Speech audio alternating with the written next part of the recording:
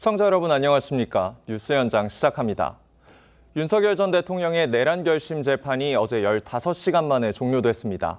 변호인들의 서증 조사가 길어지면서 윤 전 대통령에 대한 구형은 13일로 연기됐습니다. 조윤정 기자가 보도합니다. 내란 우두머리 혐의를 받는 윤석열 전 대통령에 대한 특검의 구형이 13일로 미뤄졌습니다. 어제 오전 9시 20분부터 서울중앙지법 417호 대법정에서 열린 내란 결심 공판이 자정을 넘긴 시각 중단된 겁니다. 재판부는 다음 주 화요일인 13일에 결심 공판을 한 차례 더 열어 증거에 대한 윤 전 대통령 측 의견을 들은 뒤 특검의 구형과 피고인들의 최후 변론을 듣기로 했습니다. 되는 날짜는 딱 하루밖에 없습니다. 지금 13일 화요일 날 그날 대법정밖에 없습니다. 내란 재판의 피고인은 윤 전 대통령 등 총 8명인데 어제 재판에서 김용현 전 국방부 장관의 변호인들이 8시간 이상 시간을 쓰면서 재판이 길어졌기 때문입니다. 김 전 장관 측은 특검과 신경전을 벌이기도 했는데 지기현 재판장이 제지에 나서기도 했습니다. 프로는 징징대지 않습니다. 그러니까 그런 말씀 하지 마세요. 검사들이 징징댔습니다. 저희들이 징징댔습니다. 이하상 변호사님, 아니 지금 그 말씀이 징징대는 거죠.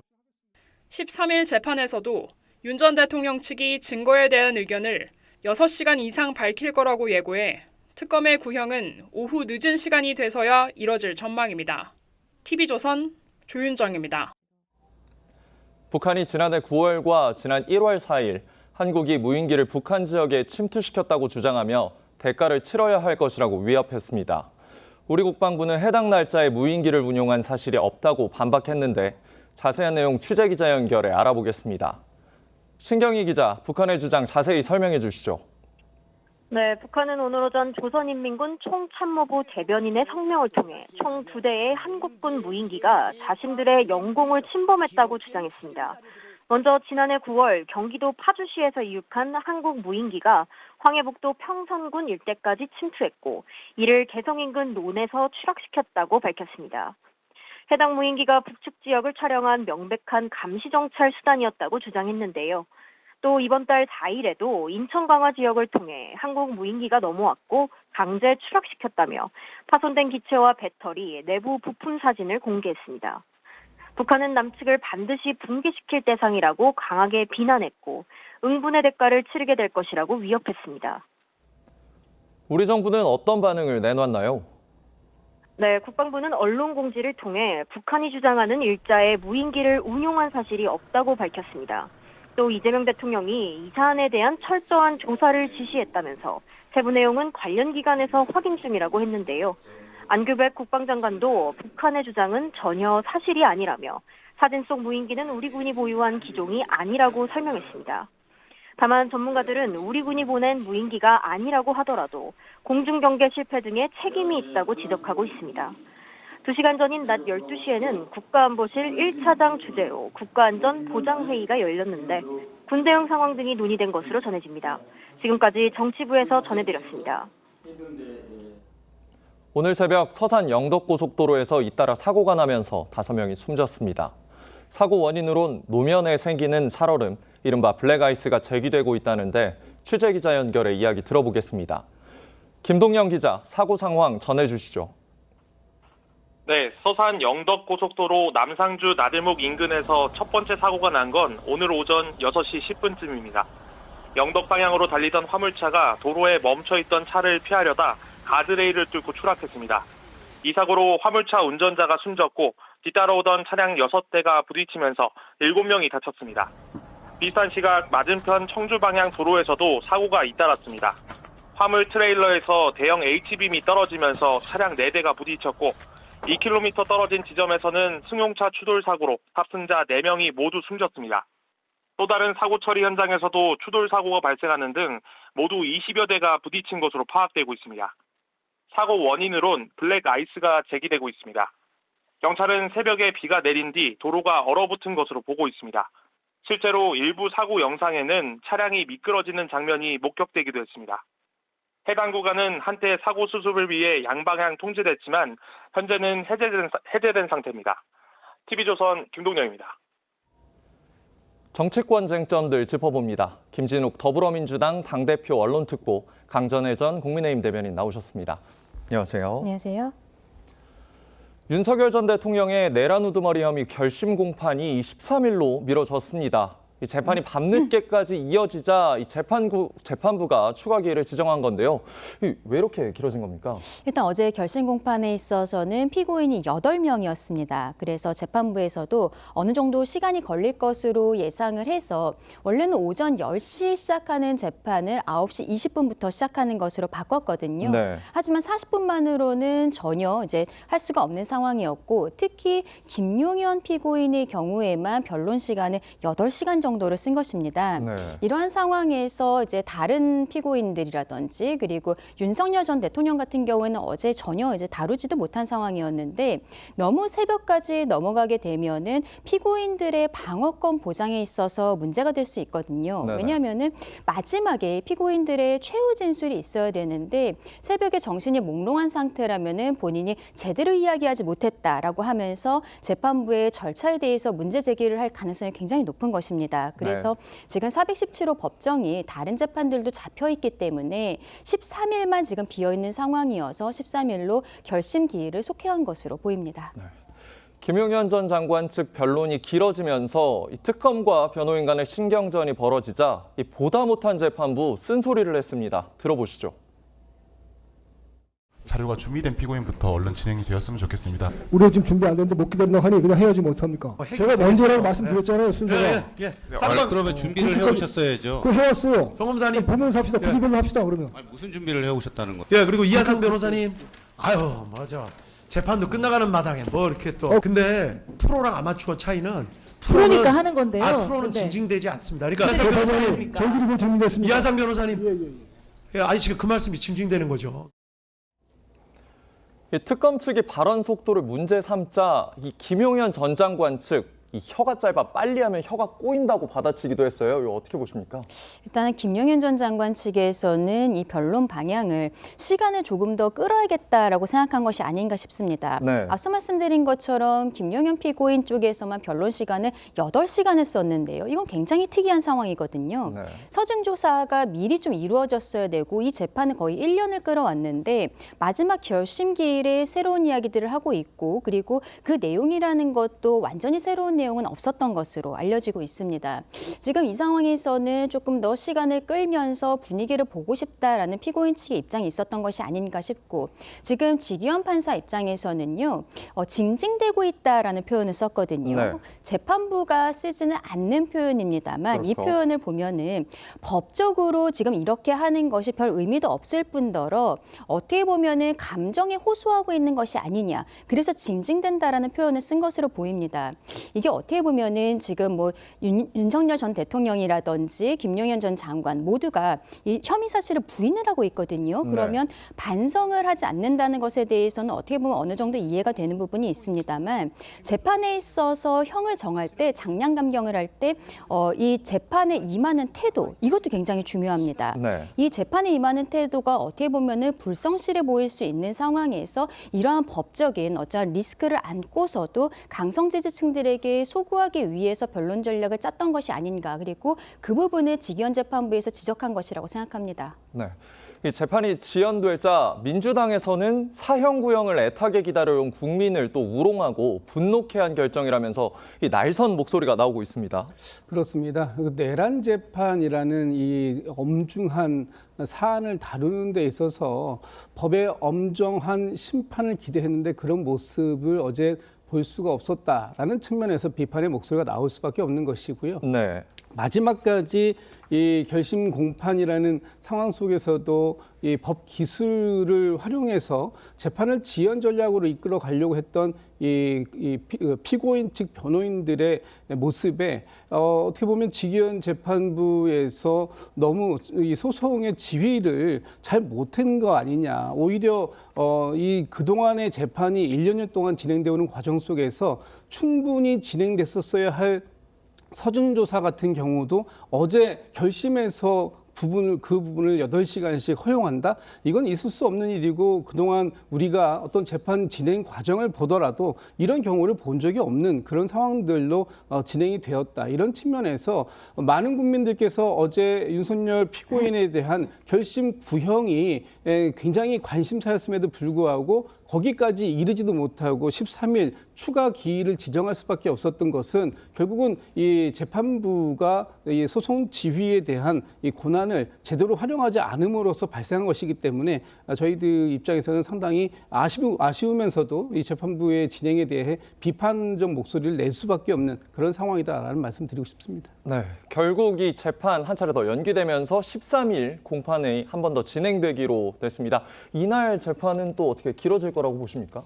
일단은 남은 사람은 윤석열 피고인 한 명인데요. 네. 윤석열 전 대통령의 변호인 측에서도 마지막에 변론, 서증 조사에 있어서 한 6시간 정도는 걸릴 것이다라고 이야기를 하고 있고요. 네. 특검 측에서 그날 구형을 하게 되는데 구형에도 한 2-3시간 정도 걸릴 것이다라고 특검에서도 밝힌 바가 있습니다. 그런데 그 이후에도 각 변호인들의 최후 변론이 있고 그리고 피고인들의 최후 진술이 있거든요. 윤석열 전 대통령은 과거에도 최후 진술에 한 1시간여를 썼던 만큼 이 8명의 피고인들의 시간을 생각한다면 아마 그날도 늦은 시간까지 하게 되지 않을까 싶습니다. 다만 직위원 재판부에서는 이제 417호를 쓸 수 있는 날이 13일밖에 없고 그날 완전히 마무리를 하겠다라고 하기 때문에 만약에 늦어진다고 해도 그날 안에는 마무리가 될 것이라고 생각합니다. 네, 이 비상계엄을 내란이라고 판단한다면 이 법정 형량은 사형이나 종신형뿐입니다. 이 30년 전 같은 혐의였던 전두환 전 대통령에게는 사형이 구형됐는데 어떻게 전망하십니까?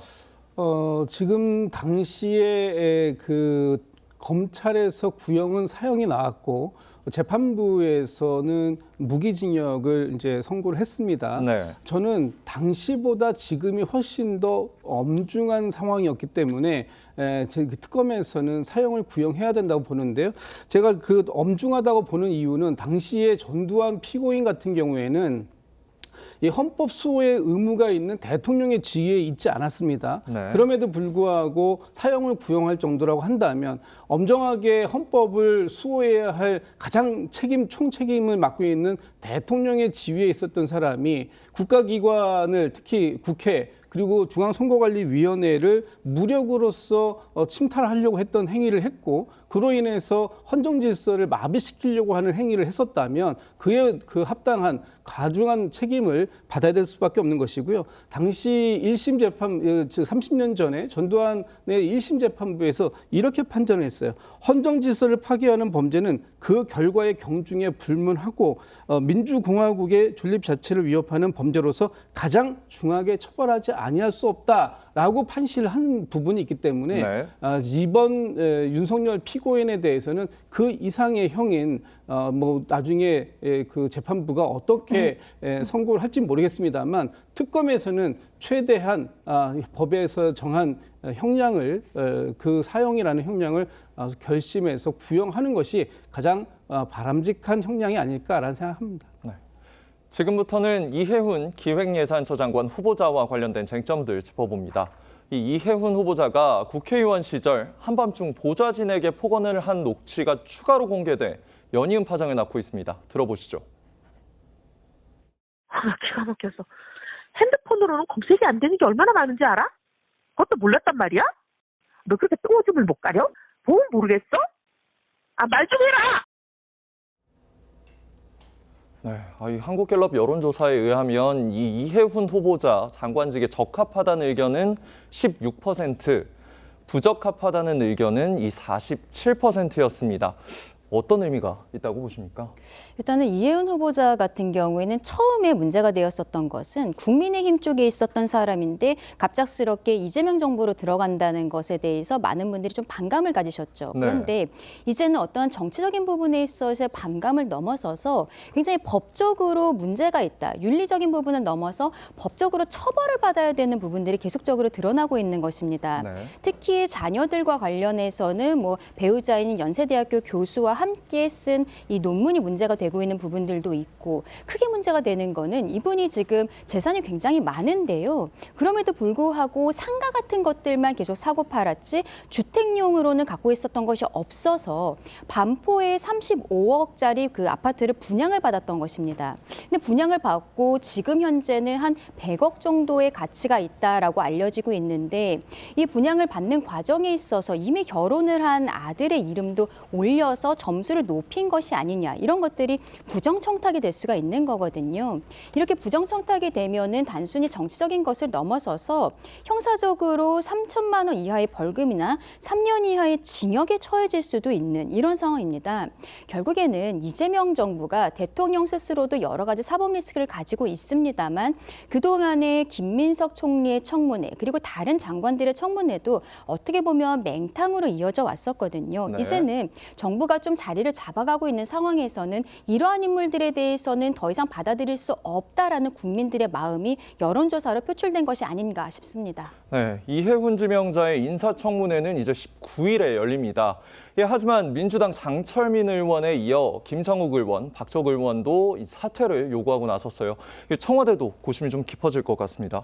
그렇습니다. 이해훈 후보자를 지명할 때의 어떤 이해훈 후보자의 개인적인 역량 뭐 이런 부분들뿐만 아니라 이 통합의 의미를 분명히 담고 있었던 겁니다. 그렇기 때문에 이해훈 후보자가 인사청문회에서 국민의 눈높이를 좀 거치고 그리고 이 이재명 정부와 함께 뭔가 새로운 이재명 정부를 통해서 국민들과 함께하는 그리고 여야 또 이렇게 통합의 의미를 함께 담을 수 있는 그런 후보가 되었기를 바라고 이제 지명을 한 것인데 지금 이재명 그 이해훈 후보의 인사청문일이 19일로 결정이 되었습니다만 지금 상태에서 과연 19일 인사청문회까지 이해훈 후보가 갈 수 있겠느냐 하는 그런 의구심도 생겨나고 있다면 대통령실, 청와대의 입장도 상당히 좀 곤혹스러운 부분은 있는데 어쨌든 지금 청와대가 밝힌 것처럼 이해훈 후보자의 지명이 그만큼 도전적인 과제였던 만큼 이해훈 후보자가 인사청문회를 통해서 이해훈 후보자가 자기가 스스로 주장하는 것처럼 이번 본인에게 제기되고 있는 많은 의혹들 그 부분에 대해서 국민의 눈높이에 맞는 해명과 소명이 충분히 이루어질 수 있기를 일단 기다리는 입장이지 않을까라는 생각합니다. 네. 다음 쟁점입니다. 강선우 의원에게 공천헌금 1억 원을 건넨 의혹을 받는 김경 서울시 의원이 이 혐의를 인정하는 자술서를 경찰에 제출했습니다. 그런데 아직 한국에서 돌아오지 않고 CES에서 이렇게 포착되기도 했어요. 어떻게 보십니까? 그렇죠. 경찰에서 이 사건에 대해서 수사 의지가 있는 것인지 굉장히 의문이 드는 지점이다라고 말씀을 드리고 싶습니다. 네. 김경시 의원과 관련해서는 언론에 굉장히 크게 보도가 되었음에도 불구하고 출국 금지 조치를 하지 않으니까 12월 31일에 미국으로 넘어가게 된 것이고 또 CES에서는 심지어 엄지손가락을 들고 있는 사진이 보도가 되면서 대한민국의 수사기관을 두려워하지 않는구나. 뒷배가 있구나라는 국민들의 또 의구심도 지금 불러일으키고 있는 상황이라고 생각을 합니다. 지금 근데 이제 자술서를 낸 것을 보면요. 그동안에는 강선우 의원에게 1억 원을 지급한 적이 없다라고 이야기를 했음에도 불구하고 갑작스럽게 강선우 의원과 똑같은 내용이 되었거든요. 1억을 줬지만 돌려받았다라고 자술서가 들어갔습니다. 말을 맞추고 있는 것이 아닌가라는 의심이 강하게 드는 지점이고 특히 이 돈을 받은 것으로 알려지고 있는 강선우 의원의 보좌관은 돈을 받은 적이 없다라고 최근에 경찰 조사에서 이야기를 했었거든요. 여러모로 보았을 때 지금 경찰이 압수수색 등을 통해서 속도를 내야 됨에도 불구하고 김경시 의원이 들어올 때까지 그것만 바라보면서 수사 과정을 조율하고 있다라고 하고 있습니다. 과연 이 상황이 경찰에게 이 사건을 계속 맡길 수 있는 것인지 저희 국민의힘뿐만이 아니라 많은 국민들께서 특검이 필요하다라고 생각하실 것 같습니다. 김경 서울시 의원 다음 주 월요일 귀국할 예정입니다. 경찰은 귀국 즉시 조사 일정을 조율할 예정이라고 했는데요. 수사가 좀 어떻게 이루어져야 된다고 보십니까? 김경 시 의원이 자진 귀국을 하니까 일단 뭐 바로 경찰에 출석해서 조사를 받아야 될 것 같습니다. 네. 그런데 지금 김기현 시의원이 본인 스스로 자술서를 제출한 것에 보면 1억 원을 공유했다가 그 부분에 대해서 돌려받았다라는 부분이 있어요. 그렇다면 네. 이미 어떤 정치자금법 위반 또는 뇌물죄 위반의 혐의는 스스로가 인정을 하고 있는 부분이 있는 것 같고요. 또 이 부분에 대해서는 강선우 의원과 김병기 의원 간의 녹취록에 나온 내용과 사실상 어느 정도 부합하는 부분이 있는 것 같습니다. 문제는 그 돈을 받았다가 돌려줬다고 하는 보좌관이 지금 이제 그 부분에 대한 부인을 하고 있는 것이고 또 일부 인정하는 부분이 있다고 하더라도 그 사실관계가 조금 다른 부분이 있다라고 지금 언론에서 보도되고 있기 때문에 그 점에 대해서 경찰이 좀 철저하게 수사하고요. 지금 경찰이 지금 조금 일반 국민들께서 보시기에 미온적인 부분이 있어 보이는 것 같아요. 빨리 지금이라도 강제 수사하고 한 점 의혹이 없도록 그렇게 좀 조사를 철저하게 하는 모습을 보여줬으면 좋겠습니다. 민주당 김병기 의원과 관련된 쟁점들 짚어봅니다. 조선일보 단독 보도에 의하면 이 김병기 의원이 국내 1위 가상자산 거래소인 이 업비트 운영사 두나무 측에도 이 차남을 채용해달라는 요청을 했다가 거절당했다. 그러자 이제 봉쇄를 좀 하자 뭐 이런 식으로 얘기를 했다고 보도가 나왔습니다. 그렇습니다. 지금 김병기 의원과 관련한 의혹들이 일파만파 커지고 있는데요. 네. 이 차남이 현재는 빗썸이라는 회사에 다니고 있습니다. 네. 그런데 빗썸이랑 두나무 이 두 회사가 다 가상자산을 관리하고 이 투자를 할 수 있는 회사들이거든요. 그렇죠. 근데 지금 이 보좌진이 작년 11월에 경찰이 진술을 했다라고 하는데요. 2024년에 김병기 의원이 다시 당선이 되었을 때 정무위원회로 옮겼고 그때 그쪽에서는 어쨌든 금융위원회 같은 것들을 피감기관으로 하고 있기 때문에 빗썸, 두나무 이런 회사들이 모두 피감기관으로 되는 것입니다. 근데 그 무렵에 지금 김병기 의원이 두나무 쪽과 접촉을 하면서 본인 아들의 이력서까지 전달을 했다라는 것이 보좌진의 진술로 드러나고 있는 상황이거든요. 그리고 두나무 측에서도 이력서를 받은 것이 맞다라고 인정을 하고 있는 언론 보도들이 나오고 있습니다. 그리고 그 이후에 실제로 이제 두나무가 아니라 빗썸에서 근무를 하게 되었는데 네. 그 다음에는 국회 내에서 어떻게 보면 김병기 의원이 본인의 아들이 취업하지 않은 두나무에 대해서 문제 제기하는 발언들이 계속 있었던 것입니다. 네네. 이것은 국민들께서 주신 국회의원의 권력을 사적으로 이용한 것이 아닌지 여기에 대해서 문제 제기가 될 수 있고 또 형사적으로도 업무방해 죄책으로 의율이 될 수 있는 부분이거든요. 빠른 수사가 이루어져야 된다라고 생각합니다. 네, 이 연일 보도가 계속 나오고 있는데 이 김병기 의원 어떤 행보를 좀 보여야 된다고 생각하십니까? 그래서 지금 김병기 의원이 본인에게 제기되고 있는 각종 의혹들에 대해서 다소 억울한 측면이 있을 수도 있다고 봅니다. 네. 그럼에도 불구하고 지금 김병기 의원과 관련된 그 의혹 제기들 이런 것들이 당과 또는 이재명 정부에 상당하게 부담을 주고 있는 것도 사실이거든요. 본인이 굉장히 억울하다고 하지만 그 부분에 대해서는 앞으로 장기적으로 법적 절차를 통해서 스스로 무죄임을 소명하면 다시 당으로 복귀할 수 있는 충분한 가능성이 열려 있는 상황이기 때문에 지금은 좀 자진 탈당의 그 방향을 고심하시는 것이 당을 위한 선당후사의 정신을 좀 보여주실 수 있는 당의 중진 의원으로서의 역할이 아닐까 이렇게 생각해 봅니다. 네, 지금까지 정치권 쟁점 짚어봤습니다. 두 분 말씀 여기까지 듣겠습니다. 69년간 우리 곁을 지켜온 국민 배우 고 안성기 씨가 영원한 안식에 들었습니다. 영화계 동료들은 눈물 속에서 그의 마지막 가는 길을 배웅했습니다. 박소영 기자입니다. 빈소를 떠난 운구 행렬이 서울 명동성당에 도착합니다. 배우 정우성과 이정재가 고인의 영정과 훈장을 들고 앞장서자 운구를 맡은 설경구와 주지훈 등 동료들이 뒤를 따릅니다. 연결식에선 고인의 생전 대표작을 담은 추모 영상이 상영됐습니다. 후배들은 늘 배려를 잊지 않던 고인의 다정한 모습을 추억했습니다.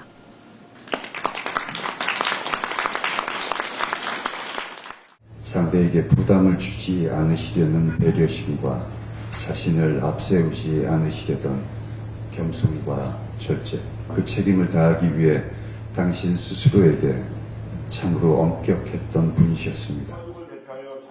유족을 대표해서는 고인의 아들 다빈 씨가 감사 인사를 전했습니다. 아버지는 평소 다른 사람에게 누를 끼치는 것을 가장 경계했다며 어린 시절 고인에게 받은 편지를 읽자 참석자들은 조용히 눈시울을 붉혔습니다. 아빠는 다빈이가 항상 겸손하고 정직하며 남을 사랑할 줄 아는 넓은 마음을 가진 사람이 되었으면 한다. 이 세상에서 참으로 바꿀 수 없이 필요한 것이란 착한 사람이란 것을 잊지 말아라. 연결식에 앞서 열린 추모 미사에는 유가족과 동료 영화인 600여 명이 참석해 고인의 마지막을 함께했습니다. 미사를 이끈 천주교 정순택 대주교는 겸손하고 인품이 훌륭한 참다운 스타였다며 고인을 회고했습니다. TV조선 박소영입니다. 주말을 달구고 있는 사건 사고 짚어보겠습니다. 하재근 사회문화평론가 나오셨습니다. 안녕하세요. 안녕하세요. 국민 배우 고 안성기 씨의 연결식이 어제 오전 명동성당에서 열렸습니다. 선후배들이 영화계의 큰 별에 마지막 길을 추모했는데요. 배우 정우성 씨의 추도사부터 들어보시죠. 참으로 쉽지 않은 촬영 환경 속에서도 선배님께서는 누군가의 이름을 따뜻하게 부르시며 현장을 보듬어 주셨습니다.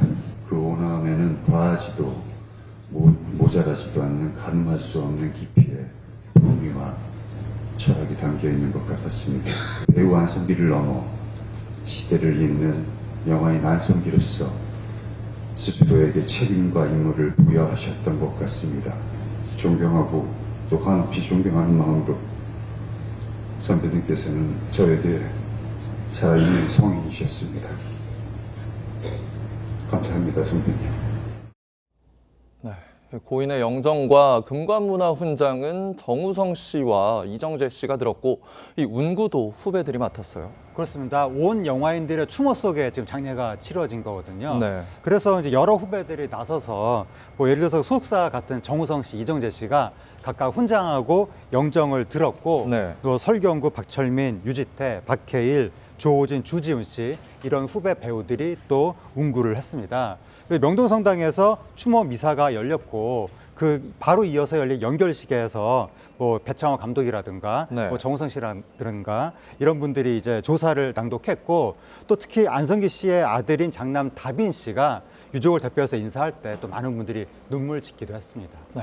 이 안성기 씨는 5살에 데뷔해 69년간 170여 편에 출연했습니다. 한국 영화계에서 굉장히 큰 역할을 했는데 이 고인이 되면서 그동안 출연했던 작품이 다시 주목을 받고 있다면서요? 그렇습니다. 이제 안성기 씨가 원래 아역 배우로 활동을 하다가 1980년부터 그 이제 성인 배우로 본격적으로 이제 스포트라이트를 받기 시작했는데 네. 그때부터 10년 넘게 80년대부터 90년대 초까지 거의 대부분의 화제작들을 싹쓸이하다시피 했었거든요. 아, 당대 네네. 대표작이 다 나온 거예요. 거의 기적 같은 필모그래피를 완성했는데 그래서 안성기 씨의 여러 그 대표작들 80년 바람 불어 좋은 날부터 시작해서 임고택 감독의 뭐 만다라, 뭐 고래사냥, 인정사장 볼 것 없다, 하얀 전쟁 등등등 그 8, 90년대 수많은 명작들이 다 지금 재조명되고 있고 2000년대에도 안성기 씨가 최초의 천만 영화 실미도에 나왔었거든요. 네. 그거부터 해서 뭐 라디오스타, 부러진 화살까지 2010년대 영화까지도 계속해서 조명되고 있습니다. 네, 안성기 씨는 30년 넘게 한 커피 브랜드의 광고 모델로도 이 기억 속에 남아 있는데요. 이 당시 광고를 시작할 때 고민이 많았다고 합니다. 이거 어떤 얘기들인지 좀 말씀해 주시겠어요? 네, 그러니까 이제 안성기 씨가 그 배우로서만 매진을 한 거예요. 일반적인 화려한 스타로서의 그러한 생활은 거의 안 하고 오로지 연기차 그거로만 생활했었는데 어느 날 배창호 감독한테 찾아왔다는 겁니다. 안성기 씨가 막 고민을 하더라는 겁니다. CF 제안이 들어왔는데 이걸 해야 될지 말아야 될지 그 커피 CF였다는 거예요. 그래서 배창호 감독이 꼭 해라고 막 당장 하라고 그렇게 얘기했다고 하는데 그렇게 CF를 할까 말까 고민할 정도로 오로지 연기자에만 매진을 했다는 얘기고 또 장항준 감독이 이야기한 거에 따르면 90년대 연기자들 그 영화 배우들 출연료가 수직 상승할 때 그때 안성기 씨가 돈을 제일 많이 받을 수 있는 위치에 있었는데 본인이 나는 얼마 이상 받지 않겠다라고 선언을 했다고 합니다. 그 대신에 남는 돈을 나 말고 후배 배우들이나 스태프들한테 줬으면 좋겠다. 그렇게 또 얘기를 했다는 것이고 또 스크린 쿼터 축소 반대 운동할 때 그때 배우들이 선뜻 나서지 못했었는데 안성기 씨가 앞장서면서 그 운동이 제대로 또 이루어졌고 이렇게 영화계를 위해서는 모든 것을 뭐 내놓고 본인이 앞장서는 분이셨다라는 이제 믿음이 있으면서 많은 후배들이 그래서 더 존경하고 있는 겁니다. 네, 다음은 방송인 조세호 씨 소식입니다. 조직폭력배 친분설로 방송을 잠정 중단했던 조세호 씨가 복귀를 알리자 이 폭로자가 조직폭력배와 연관된 술자리를 사진을 추가로 또 공개했어요. 네, 어제 이제 조세호 씨가 술자리에 있는 사진을 공개하면서 그 폭로자가 조세호 씨가 수십 년 전부터 조폭들하고 유착이 있었다. 특히 지금 뭐 조폭의 핵심 인물이라는 그 최모 씨는 어린 나이에 뭐 수억짜리 시계, 수억짜리 뭐 외제차 이런 걸 소유하면서 뭐 과하게 돈이 많았는데 그런 사람하고 어울리면서 뭐 명품 선물 받고 뭐 이런 뭐 접대를 받고 이런 게 말이 되느냐 이렇게 폭로자가 주장하고 나왔습니다. 네, 근데 폭로자는 계속해서 앞으로 폭로를 이어가겠다고 밝혔잖아요.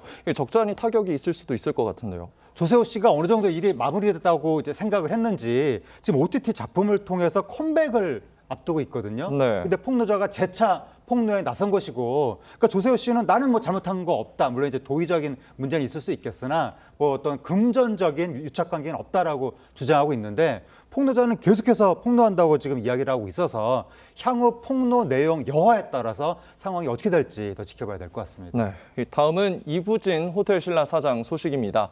두울장학재단 장학생들과 만나는 공식 행사에서 입은 원피스가 또 화제입니다.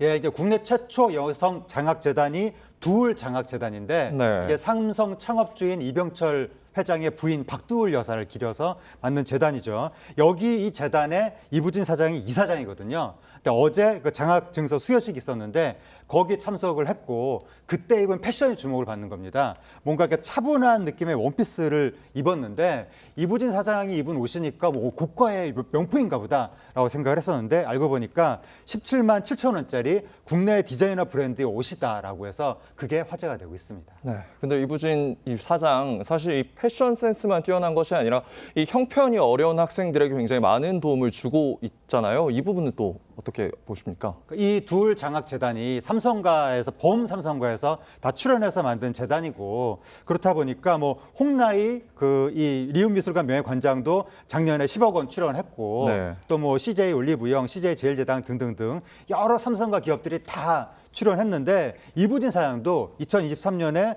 본인 사재로 10억 원 추가 출연했고 올해도 또 10억 원을 추가 출연했거든요. 이렇게 계속 기부를 하면서 모범적인 모습을 보이는 것이 사회에 좋은 영향력을 미치게 될 것 같습니다. 네, 지금까지 하재근 사회문화평론가와 함께했습니다. 감사합니다. 감사합니다.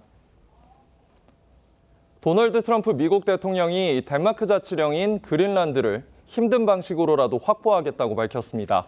합의를 선호하지만 안 되면 강압적으로라도 해서 차지하겠다는 건데 안보를 명분 삼아 영토 야욕을 노골화하고 있다는 분석입니다. 이정민 기자입니다. 백악관에서 열린 석유기업 경영진과의 간담회에서 트럼프 대통령이 또 한 번 그린란드 확보 의지를 밝혔습니다. 합의가 안 되면 강압적으로라도 나서겠다는 뜻을 분명히 했습니다. I would like to make a deal, the easy way, but if we don't do it the easy way, we're going to do it the hard way. 덴마크와 그린란드 주민을 비롯해 다수 유럽 국가가 반대하고 있지만 그들의 의사와 상관없이 그린란드를 확보하겠다는 겁니다.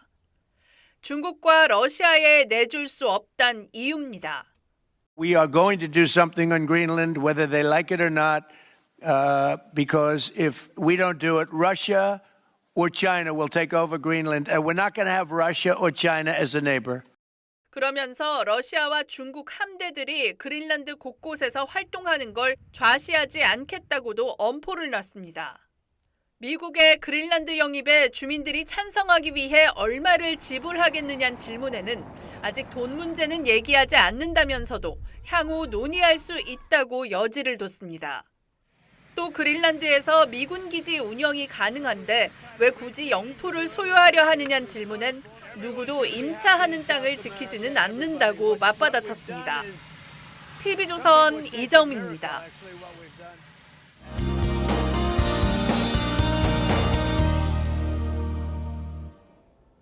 주말인 오늘 전국 곳곳에 많은 눈이 내립니다. 현재 강원도를 중심으로 굵은 눈이 내리고 있는데요. 강원 내륙과 경북 북부에는 대설주의보가 내려져 있습니다. 오늘까지 강원 내륙에 2에서 7cm, 서울은 1cm 미만의 적은 눈이 내리겠고요. 서쪽 지방은 내일까지도 많은 눈이 이어지겠습니다. 호남에는 대설 경보 수준인 최대 20cm 이상의 매우 많은 눈이 쌓이겠습니다. 오늘 도로 곳곳이 빙판길이 예상되는 만큼 교통안전에 각별한 주의가 필요합니다. 눈과 함께 영동에는 강풍 경보가, 전국에는 강풍 주의보가 발효 중입니다. 오늘 한낮 기온 서울 4도, 강릉 8도, 대구 10도로 예상되지만 바람의 체감 온도는 이보다 더 낮겠습니다. 월요일 오후에는 중부를 중심으로 또다시 눈과 비가 내릴 전망입니다. 날씨였습니다. 1월 10일 토요일 뉴스 현장은 여기까지입니다. 함께해 주신 여러분 고맙습니다.